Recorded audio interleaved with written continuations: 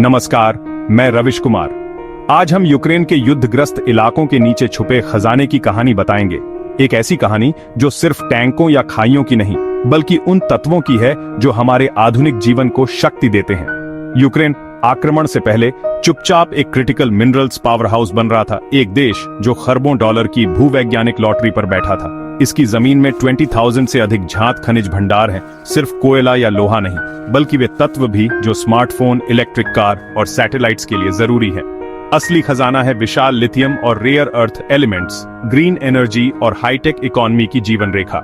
विशेषज्ञों का अनुमान था कि अकेले लिथियम ऑक्साइड का भंडार 5 लाख टन तक है, जिससे यूक्रेन यूरोप का सबसे बड़ा लिथियम स्रोत बन सकता था।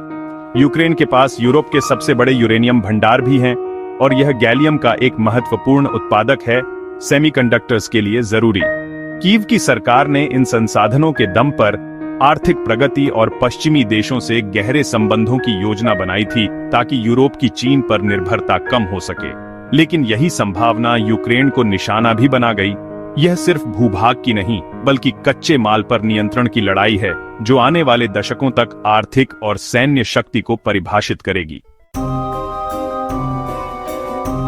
यूक्रेन की खनिज संपदा का ताज है शेवचेनकीव्स के डिपॉजिट, डोनेट्स्क क्षेत्र में स्थित यूरोप का सबसे बड़ा लिथियम क्षेत्र। सोवियत काल में खोजा गया, लेकिन असली क्षमता युद्ध से ठीक पहले ही सामने आई थी। यहाँ लिथियम के साथ टैंटलम, सीजियम, स्ट्रोंटियम जैसे हाईटेक खनिज भी हैं, एरोस्पेस और इलेक्ट्रॉनिक्स के लिए जरूरी। यह क्षेत्र यूरोप की ऊर्जा स्वतंत्रता की चाबी था, स्थानीय भरोसेमंद स्रोत जिससे लाखों इलेक्ट्रिक वाहनों की बैटरियां बन सकती थीं। कीव सरकार इसे विकसित कर यूक्रेन को बैटरी निर्माण का केंद्र बनाना चाहती थी, लेकिन युद्ध के दौरान रूसी सेना ने इन इलाकों पर कब्जा कर लिया। 28 जून 2025 को शेवचेंको गांव, जो लिथियम भंडार का प्रवेश द्वार है, रूसी नियंत्रण में चला गया। यह सिर्फ आर्थिक नुकसान नहीं, बल्कि यूक्रेन के भविष्य की चोरी है। आधुनिक अर्थव्यवस्था और यूरोप के ग्रीन ट्रांजिशन का सपना बुरी तरह पटरी से उतर गया। शेवचेनकीव्स के पर कब्जा दिखाता है कि यह संघर्ष संसाधनों की लड़ाई भी है। अब रूस के पास वह चाबी है जिसकी यूरोप को सख्त जरूरत है। यूक्रेन की खनिज संपदा पर रूस का कब्जा सिर्फ पूर्वी यूरोप की समस्या नहीं, इसका असर सीधे हमारे जीवन, अर्थव्यवस्था और भविष्य पर पड़ता है। स्मार्टफोन, लैपटॉप, इलेक्ट्रिक कार, नवीकरणीय ऊर्जा, ये सब उन्हीं खनिजों पर निर्भर हैं जिन पर अब रूस का नियंत्रण है। रूस ने सप्लाई चेन पर पकड़ मजबूत कर ली है, जिससे पश्चिमी देशों के लिए एक नई खतरनाक निर्भरता पैदा हो गई है। अब सप्लाई चेन दो विरोधी शक्तियों, चीन और रूस के बीच फंसी है, जो दामों में हेरफेर और राजनीतिक दबाव बना सकते हैं। अगर लिथियम की कीमतें बढ़ीं, तो इलेक्ट्रिक कारें आम लोगों की पहुंच से बाहर हो जाएंगी। ग्रीन ट्रांजिशन खतरे में पड़ सकता है। रूस पहले ही ऊर्जा सप्लाई को हथियार बना चुका है, अब वही खतरा हाईटेक और रक्षा उद्योगों पर मंडरा रहा है। F-35 fighter jet, missile guidance system, drone, ये सब इन खनिजों की सप्लाई पर निर्भर हैं। डोनेट्स्क के एक गांव के लिए लड़ाई असल में 21वीं सदी की अर्थव्यवस्था और तकनीकी भविष्य की लड़ाई है। Russia's invasion and capture of Ukraine's mineral-rich territories is a grand strategy, not just a land grab. By seizing assets worth trillions, Russia cripples Ukraine's future and blocks its path to prosperity and Western integration. This is economic warfare, stealing Ukraine's economic engine and post-war recovery potential. Russia now holds leverage over the West, controlling raw materials vital for green and digital technologies. Just as it used natural gas to pressure Europe, it can now use lithium and titanium to manipulate prices and supply chains. This strengthens Russia's partnership with China, forming a bloc that can challenge Western dominance in critical minerals. For Western companies, access to resources is now dictated by geopolitics, not just markets. Ultimately, Russia's move redraws not just political but economic maps, setting a dangerous precedent for future resource-driven conflicts. The West now faces a tough dilemma.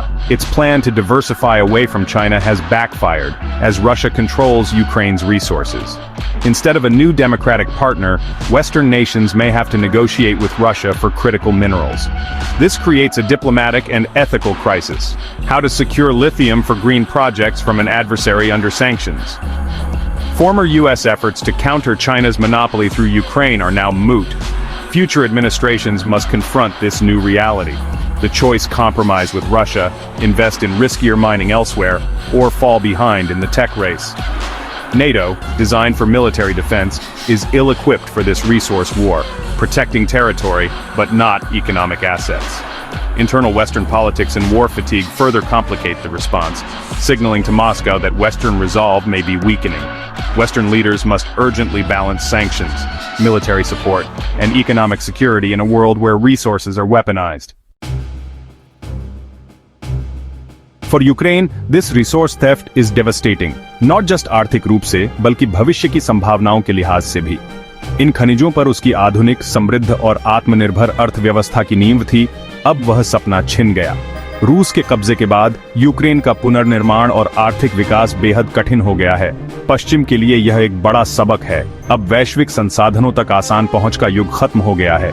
अब जरूरी है कि पश्चिम घरेलू खनन और processing में निवेश बढ़ाए और अफ्रीका, लैटिन अमेरिका, एशिया के लोकतांत्रिक देशों के साथ नए गठबंधन बनाए। सुरक्षा की परिभाषा बदलनी होगी।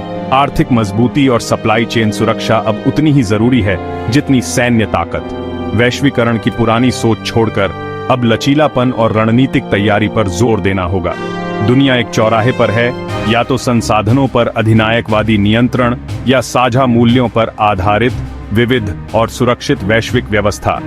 यूक्रेन के खनिजों की कहानी दरअसल 21वीं सदी के लिए दुनिया की दिशा तय करने वाली है। धन्यवाद। अगर आपको यह वीडियो पसंद आया हो तो इसे लाइक और शेयर जरूर करें और ऐसे ही रोमांचक वीडियो देखने के लिए हमारे चैनल को सब्सक्राइब करना ना भूलें। अगले वीडियो में फिर मिलेंगे, तब तक के लिए अलविदा।